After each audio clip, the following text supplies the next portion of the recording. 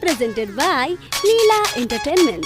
Siva Recording Studio, Silhauri. Jitendra राय जिंदाबाद जिंदाबाद जिंदाबाद। आपका नेता कैसा हो? जितेंद्र भैया कैसा हो? आरजेडी जिंदाबाद जिंदाबाद जिंदाबाद। लालटेन छाप जिंदाबाद जिंदाबाद जिंदाबाद। छासा में न केहू के ओई हो लालटेन के बटन दबोई हो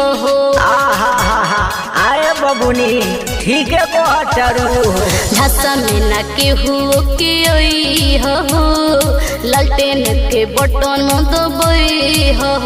अब मोरहौरा के आगे बढ़ावे के बा, अपना क्षेत्र के आगे बढ़ावे के बा। भैया जितेंद्र के फिर से जितावे के बा, इन्हीं के विधायक बनावे के बा।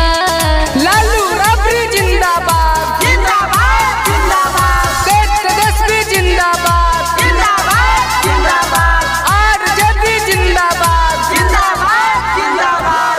बरस कोरोना में मदद बड़ा कोइले, संकट के घोरी में आ गई है ओइले। ए चाची सुनाई देव तनो, इन्हीं के विधायक बनावे के बा। बरस कोरोना में मदद बड़ा कोइले, संकट के घोरी में आ गई है ओइले।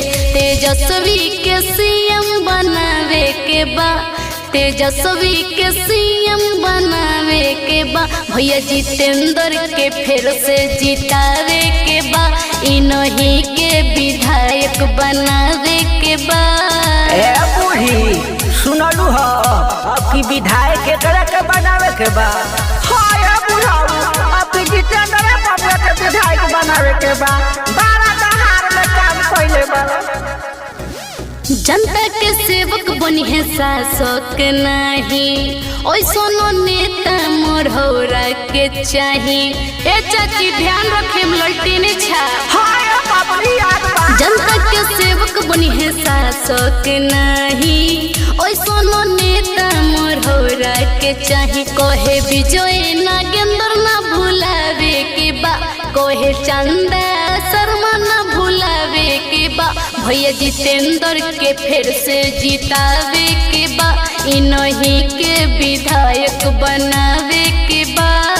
झांसा में ना केहू के ओई हो लालटेन के बटन दबोई हो।